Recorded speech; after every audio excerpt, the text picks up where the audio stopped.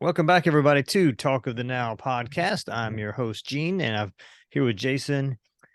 And today we're going to do a little, I guess you would call it synopsis or tribute, if you will, to the Star Wars franchise, the three Star Wars original films Yeah. and their impact, what they were to us.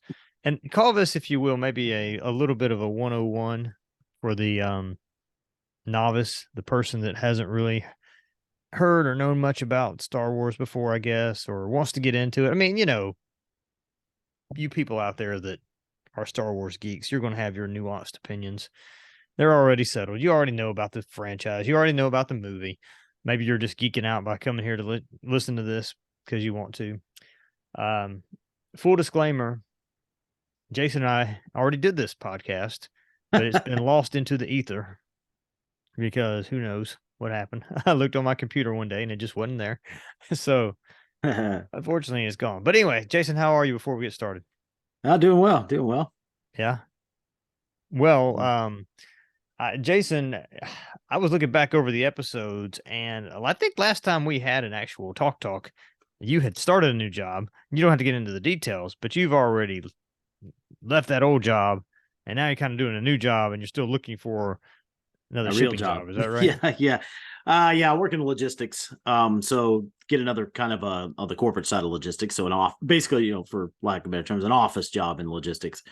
I'm working for a large, very smiley boxed logistics company right now, but I'm actually working in the warehouse because I like, pain. And it's actually kind of a good workout, honestly. But I haven't worked in a warehouse since '04, so it's kind of been a challenge. Muscles every morning reminding you that they still exist in places that you forgot you had muscles. But yeah, but it's been good. Yeah, just kind of So a it's lot of kind of lifting. a lot of lifting, a lot of pushing and sliding of boxes of various different weights. Whether I'm in the back of a truck loading boxes or, with people considerably much younger than me. Go But pull it's a been muscle out great. there. It's been great. The atmosphere is positive. Since we don't have their, sponsorship, I won't tell you which company it is. Right.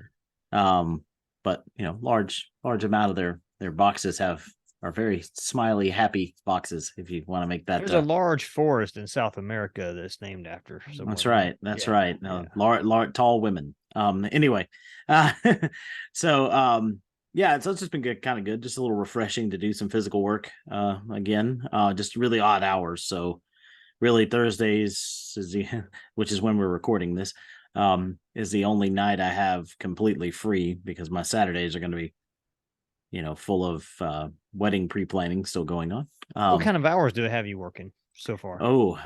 This is the fun part. I do a twilight shift, which is 2:30 p.m. to 7:30 ish, which is supposed to be 6:30, but they have flex time for like an Okay. hour if there's busy, and then 8 to midnight, which usually turns into 8 to 1 with flex. 8 p.m. to midnight. Yeah, Oh, so like you may work it that may first work. one on a Monday, then Tuesday you'll come in at 8 p.m. and work till No, midnight. all right. Tuesday, here's how it works. Tuesday, Wednesday, and Friday, I work both shifts. And then Mondays and Sunday nights or Sunday afternoons, I work 2:30 to the 7:30 Oh, only. so you may okay, so when you work both shifts, when do you start? 2:30. At 2:30, then you'll go till maybe even 1 a.m. Right. Ah, gotcha. Yeah. So it's definitely different for me. I mean, I'm a night owl by Yeah. nature, but I'm a night owl for things I, want to do. So it's kind of hard Well, if to you get do. off at 1, you've still got to come home and, you know, unravel or not unravel, but, decompress, Yeah, I guess, if you will, for an decompress. hour or And two. that does take that means I'm going to bed at, 2:30, 2:45. So yeah. Right. Well, at least you get to sleep in a little, I guess. Yeah, that's true. That is true. Have you ever But I thought don't about being a driver for unsaid company? no, I don't want to do that. Yeah. No, they just don't. The only way to be a driver is if they pay per mile, and Uh, unless people pay per mile and it's a certain amount, it's not really worth the wear and tear.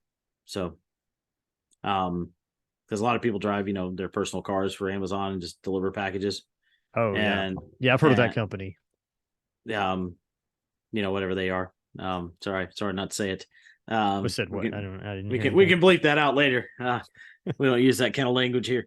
But yeah, so I think you said FedEx. I'm not sure. yeah, I may have Anyway, said may have on said to the DHL. topic at Yeah. hand. Meanwhile, back at the Star ranch. Wars. Yeah. The reason people are here, I'm going to put it in the name of the episode for those that want to talk. Let's talk about Star Wars. Let us. We'll start with the beginning. How about we start from the beginning? And the beginning of Star Wars, when we think about movies, is not necessarily like the opening credits. That is the beginning of the movie. However, the inception of the movie came, I would say, probably a few years before the actual even production of the movie. George Lucas, from the mind of George Lucas. George Lucas is Star Wars. He's the reason Star Wars became what it is. Without George Lucas, there was no Star Wars. But at the same time, what is every artist is a thief. Everybody needs to draw inspiration from something. And Right. if you geek out enough on Star Wars, you're going to see that, and correct me if I'm wrong on this, Jason, but basically George Lucas drew inspiration from a lot of the 60s, 50s sci-fi Western stuff like Buck Rogers and whatnot, correct? Yeah, that I mean, and just general Westerns and Yeah. and also He's a big spaghetti Western kind of guy, right? yeah, and then Kurosawa movies, so your Japanese samurai I didn't know that. movies as well. Old German sci-fi like Metropolis. If you watched that one from, I don't remember when that was from. People are gonna shoot me. I don't know that. But that's obviously, if you look at that, you're like, oh, that's where C3PO came from. C3PO. So there's a lot of influences, and yeah, he came up with all of it in his hospital bed after a bad wreck right outside of his parents' I didn't know that. Okay. property near Mendocino or wherever it is. And was he in his late 20s when he started coming up with all this? No, well, or was he 30s by then? I think he was just in his 20s. I don't think he was in that. I mean, I think he had the wreck when he was in high school. Okay. So he kind of came up with that a little later, and then he went to UCLA's film school, and did a few projects before Star Wars. Obviously, American Graffiti. Yeah, about to say he had his THX project, right? THX 1138 was actually a student project originally, and then he wound up getting it made, and Robert Duvall starred in it. Odd movie, very good, but just odd, very artsy. And then obviously American Graffiti was his first. That was his first big movie. And he had some writers working with him on that. First movie ever built around a soundtrack itself. And that was filmed in San Francisco and basically near his hometown. San Fernando Valley kind of thing. No, San Francisco, so Northern California. Okay. Not LA. And so yeah, there's a lot of influence, I think, that went into it. But yeah, I agree with you, because it does have a space Western type feel to it. And obviously you're later on things like Firefly. That whole series was kind of I would think, the closest thing to what Lucas was shooting for. That's funny you mentioned that. I was just thinking that as you got started, that since the original Star Wars, which we won't go into opinions about the prequels or the sequels to the original 3 Star Wars. Firefly, to me, again, artist stealing or stealing is probably a bad word. It's more like, I mean, the Beatles took influences from things that they had heard before, and Rolling Stones, etc., to create their hits. But Firefly, to me, is a great example of how someone took the, I guess you would say, universe of what Lucas was doing and said, oh, well, hey, I can do something that's similar, but not the same. I can do something that, maybe if you were thinking in the back of your mind, oh, I can see how this could maybe exist in a similar world to Star Wars, but it's just something, but it's just as cool as Star Wars in a lot of ways. Yeah. And you know, Joss Whedon doesn't do any, um, doesn't hide that at all. I mean, he Mhm. obviously he's done It's a a good couple. homage. He's done I think at least one of the later Star Wars movies himself. But it was obviously he says it proudly that Lucas inspired him with that. Yeah. Um, Well, who was the guy that played the main captain of the Firefly series? I forget that actor's oh, name. Nathan Fillion. Yeah, Yeah, he did a good job, I thought, of that character that they created for him. To me, is sort of I mean, it's this isn't a fire. Han Solo. Yeah, It's Han Solo. He could have been his cousin or something, or right. somebody Yeah, that comes it's like from the he's same ilk. all right. You swear that he's going to mention Han Solo's name during that series because it's so similar. Yeah. Uh-huh. But And it obviously, doesn't. Yeah. the luxury of a television series too is you can get more into character development and that kind of thing. Which I think, if there had been ever a Star Wars TV series, I think it would have been along that those lines, Right. where you would have had, he would have had guest writers probably come in and do stuff, and obviously guest directors, because I'm just gonna say this right now. We know Lucas is not the best director in the world. And could actually come in and keep his vision going enough for a bunch of 1 hour TV shows. So that's the luxury of that's the Buck Rogers side of things, because Buck Rogers, being a TV show or your Star Treks or any of that stuff where they can actually develop things and develop a storyline and keep a storyline going. And, and I think that's why it takes a lot more talent, and TV writers and directors will tell you this, to make a film, to make an actual movie, because you've got to get people from point A to point B in roughly a 2 hour time span. Right. I would advise a lot of people to go ahead and watch American Graffiti before you watch Star Wars. Yeah, I To agree. get a feel for Lucas's style, because Yep. I never noticed this until I started thinking about it. Matter of fact, just thinking about it right now, when you watch American Graffiti, something about the way that he directed and had the actors act, it's almost similar to the way they did it in Star Wars. It's sort of, I don't Yeah. want to say stream of conscious, but it's kind of, it feels very what's the word? Organic. Yes, organic and just sort of conversational, and sort of like, oh, you almost feel like this is actually really happening. It doesn't look rehearsed. Right. Like Yeah, when and the yeah. I mean, obviously, well, American Graffiti tends to feel more like that because it's something that could have happened. Mhm. There's the fantasy side of Star Wars, which is what Star Wars is, a fantasy. Right. So obviously, that stuff There's doesn't act the right, situational chemistry between right, everybody. right. And I think obviously in the first three movies that was stronger. The Mhm. first three made, not the first three in the series, but the first three Right. made. New Hope, Return of the Jedi, Yeah. and I'm sorry, New Hope, Empire Strikes Back, Return of the Jedi. Get the order right there. Right. And so, and also that begs to the time period too.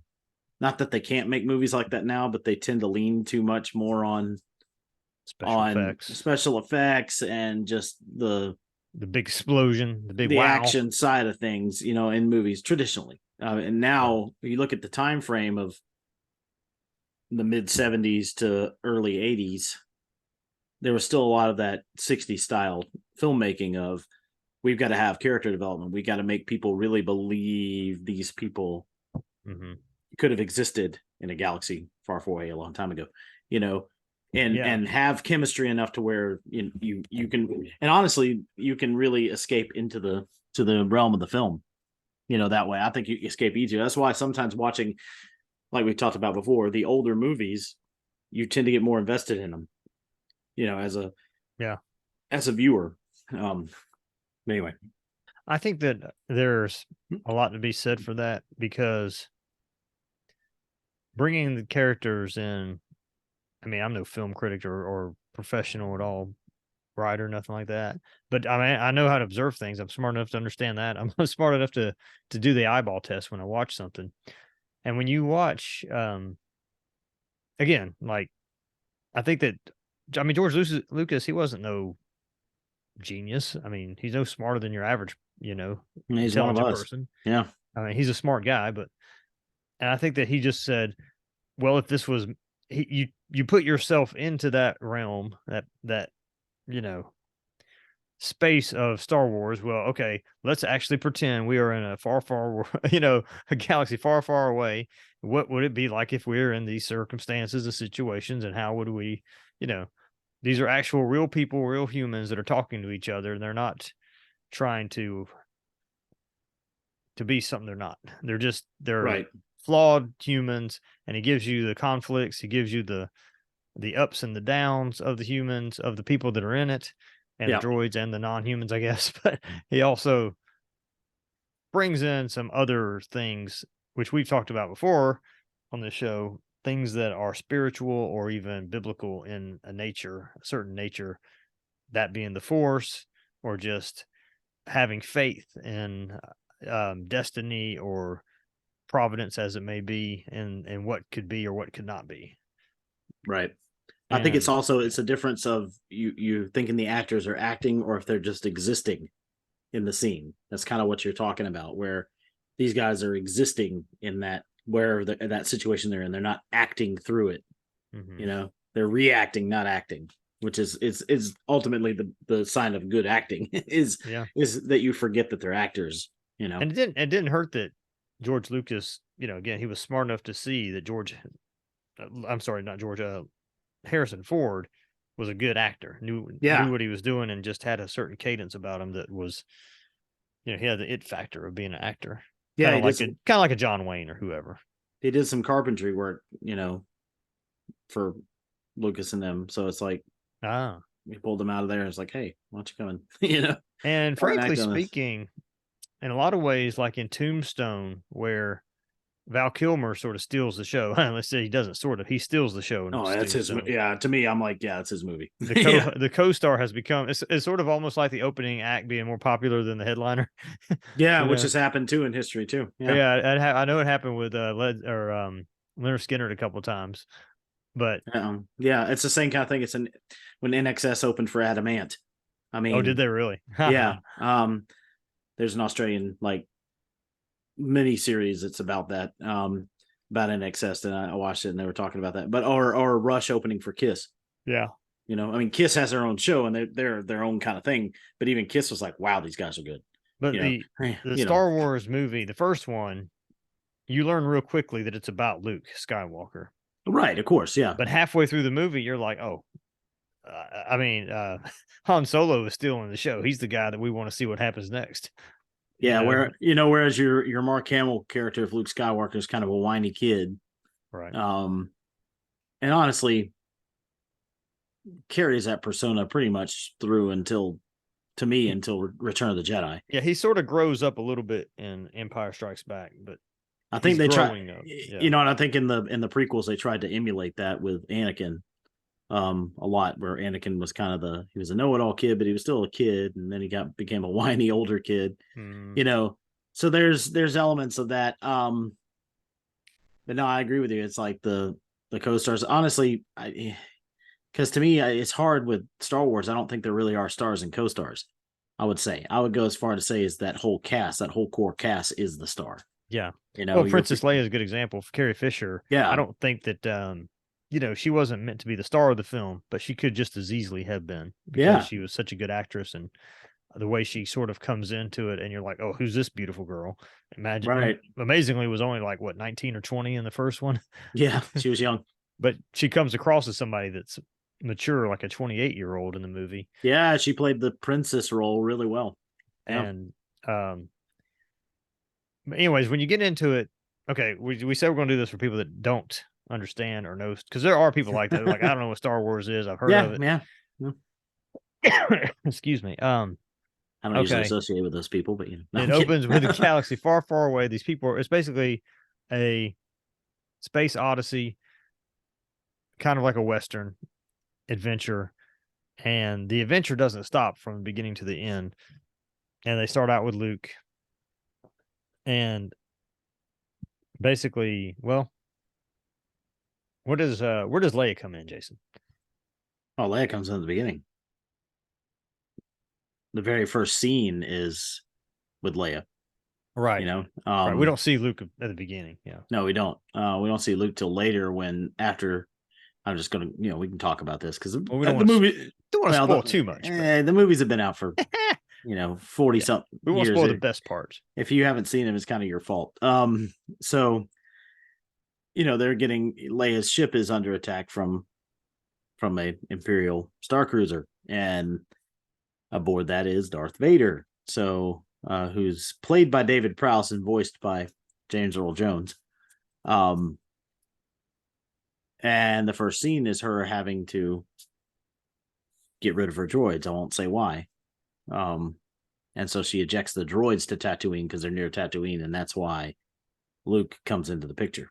And Luke is just a farm boy that just wants to be in the military, I guess, or pilot. And yeah, I mean, he's just your typical, I was raised out in the middle of nowhere. I want to make it. I'm going to leave my agricultural heritage, for lack of a better term, to go to live out and be better things. So it's a very typical story in American lore and filmmaking, honestly.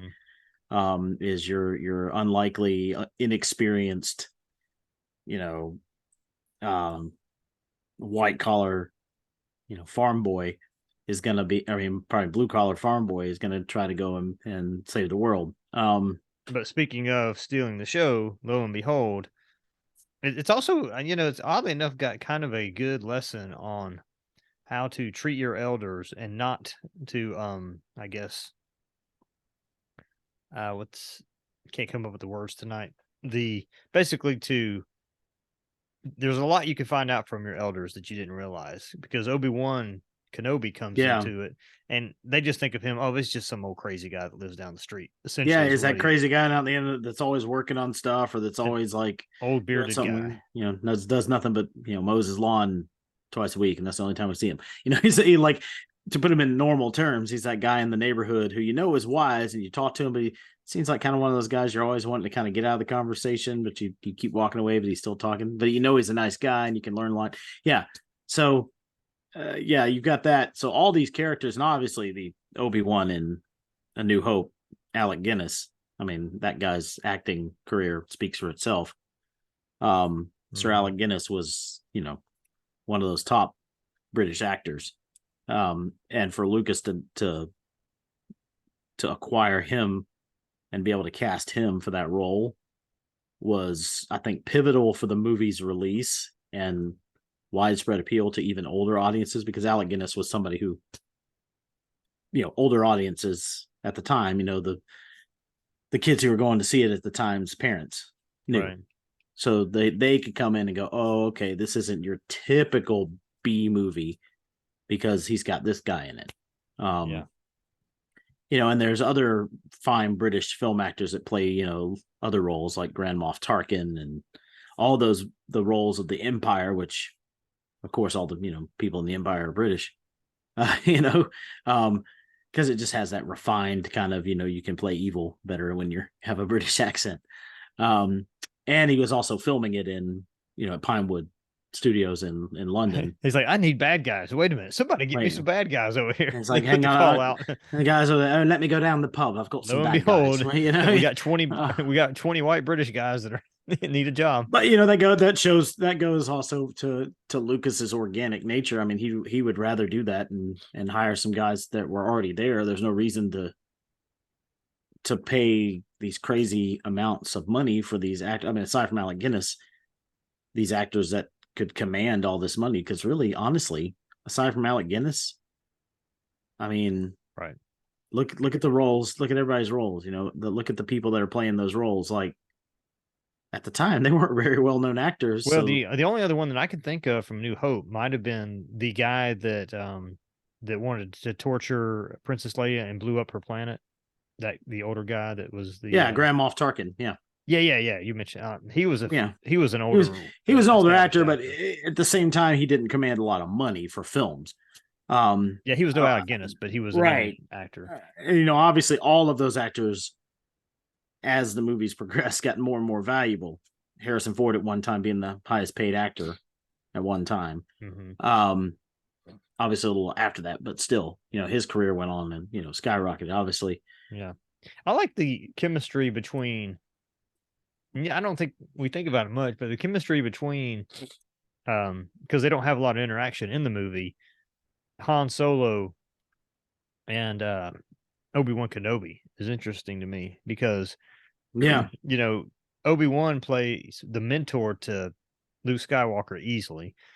It's a natural, like Luke Skywalker just automatically looks up to him. Whereas from the beginning, Han Solo just he's just cynical about him the whole time and looks at him as, oh, this is a crazy old man.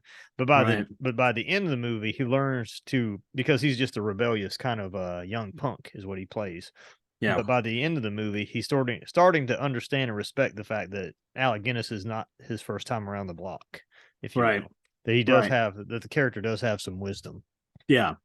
I mean, it's kind of interesting. He's the little punk kid, and the older grandfather type's gonna kind of just show him how life works and let him see it himself. It's another very common theme in our society and in all forms of art, but mainly in film. Yeah, I agree. And spoiler alert, you heard it. Guinness's character basically sacrifices himself. I'm still not sure to this day why, but he does kind of allow Darth Vader to beat him. And you kind of find out why in the later movies, sort of, like, other than to teach Luke a lesson, I'm not sure. Yeah, I mean, it's more of a, you need to do this on your own, kid. And he has greater things to accomplish, and part of that means he has to go on and move to the next, realm, if we want to call it. It's hard because Lucas didn't use one religion either as influence. You're talking about influences. Yeah, he actually kind of spanned the gamut of religions on that. Obviously, I mean, you could tell. I mean, obviously, we know good versus evil. God wrote that. Right. God wrote that original epic. So anything good versus evil, whether people want to admit it or not, is influenced by God. But some mysticism in there type stuff. There's mysticism. Reincarnation. There's a bunch of that stuff. But I think Lucas brilliantly melded it together, if you want to know my real opinion, to where you don't really see one influence the other. Obviously, the Force and all that mess. Some people argue the Force is the Holy Spirit now, but I'm like, I would love it if God would have just called it the Force. That would have been cool. But there's similarity, and that it also shows you similarities of religions. Honestly, how some religions are similar, even though we know we don't agree with them. Like the way their concepts are similar, I should say. And I tend to look at it as just sort of, you just kind of go along for the ride. Like, it's not, I don't take it too serious. And I don't think that Lucas wanted you to take it too seriously. No, he definitely didn't want you to take it seriously, which I respect that. It's basically make-believe. That's all it is. And it's just sort of, what if, it's kind of like, what if these type of people could just make themselves invisible because they have a certain gene? It's kind of, mutant type stuff. Yeah. So, side note, people, 1 second here. I want to show you something for the people that are watching. Oh, boy. Jesse's got show and tell here. Show and tell. I am doing something that this company called, I'm just going to go ahead and advertise for them. Nobody knows this company. Fan Home is the name of the company. I think they're actually out of Britain.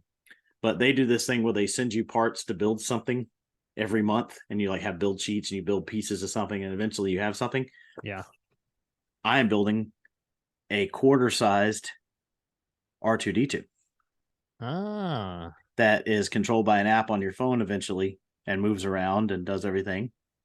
Now, I will say this, it's not a cheap affair. I found that out, that not every kit costs the same every month. But I planned it out to where a lot of the most expensive stuff has already been sent to me.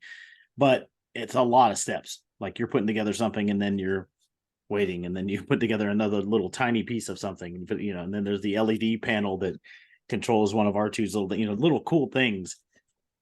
And interesting. I have a friend of mine, Stuart Bowling is his name. I'll just use his name because I'm sure he doesn't listen. If he did, that'd be cool, because he used to be head tech of THX, by the way. He builds droids. And when I say he builds droids, they're perfect. And he's phenomenal. He's just that kind of technical guy. He's a guy that goes out of his way for Christmas decorations and Halloween decorations in his yard, and it is show worthy. Okay. But he said I sent him the information. I said, "What do you think about this?" He goes, "Ooh." He looked into it, he's like, well, he's British too. So he's like, well, it's from Britain. I like that. And he goes, and then he said, yeah, that's actually pretty close to, building an actual prop, an actual moving, prop. So, and it's not just a prop, you can move it around or make noises and stuff. So Right. I've, But anyway, sorry. back to what we were saying, but that's cool. Yeah. We had the first movie, New Hope. Second movie is The Empire Strikes Back, which is Yep. both of our favorites. Yep. I would argue is probably my top 2 or 3 favorite movies of the 80s. Yeah. It's hard for me. I don't really categorize it as an 80s movie, even though I know it came out in the 80s. Yeah. But it's just its own thing. But I agree with you. Yeah, I agree. That's definitely It's just one of my favorite movies. It's just a yeah. good movie. I It's well, just that's definitely my well top 10 done. movies of all The time. director, and I know you know his name. I don't know his name. Irvin Kershner. It's his name. That guy, I don't know if I've ever seen any of his other movies, but I think he just did a stellar job with like he's the kind of person you work with the tools you have, and he was able to pull something off that Yeah. nobody expected, I think. Yeah, because Lucas still wrote the script. Right. And let's just be honest, Lucas a little bit more rudimentary in his way of doing that. He's great filmmaker in the fact that he had the idea and he comes up with the idea. And we would not be talking about this without Lucas. But take a break from the director's chair. He could be like any other great genius with their creation, a little bit protective. Mhm. And I think that sometimes tended to hurt, i.e. the prequels a little bit. That he was that way, but I tend to want to cut Lucas some slack just because Sure. he's kind of one of us. Like I would love to think that I'm this great like visionary when I would make film or something like that. No, I might have an idea, but I have no idea how to make that idea happen. You'd want to do a pass the buck kind of thing. Like I know who to pass the buck to. Like, hey, here's my idea. I wrote a story down, make it into a screenplay. Yeah. Like I can't write a screenplay. Well, no, definitely not. And directors can't write screenplays, and screenwriters can't necessarily direct people. Having been on by the way, Mhm. you do know some other movies that you've seen from Irvin Kershner, by the way. Okay. Well, we only got 5 minutes, so hurry up. What do you got?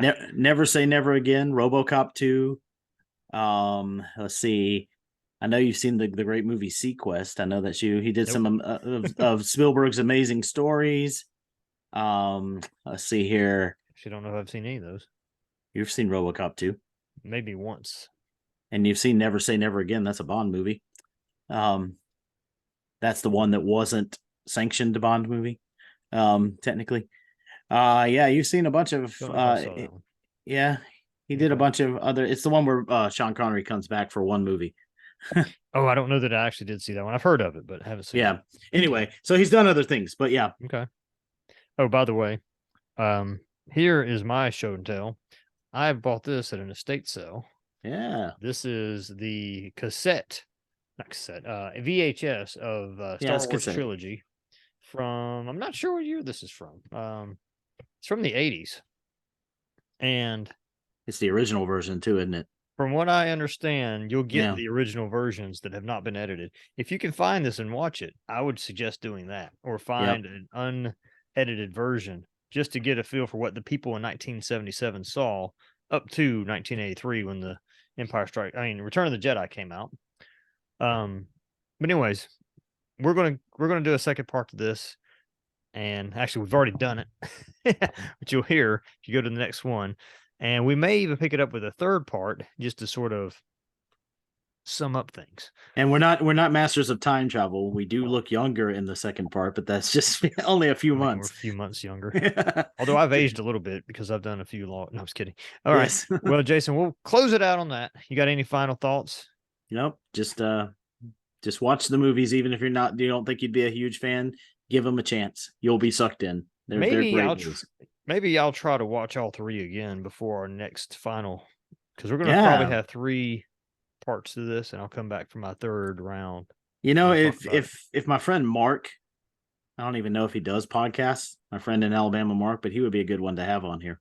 No, by all means, if you want to get him in. You talk about being able to talk to about Star Wars. I mean, he'll be one of my groomsmen, and he's it's just a level of knowledge that I will never attain on that. Well, I don't know if we have a Joe Rogan 3-hour time span we can give him, but I'm kidding.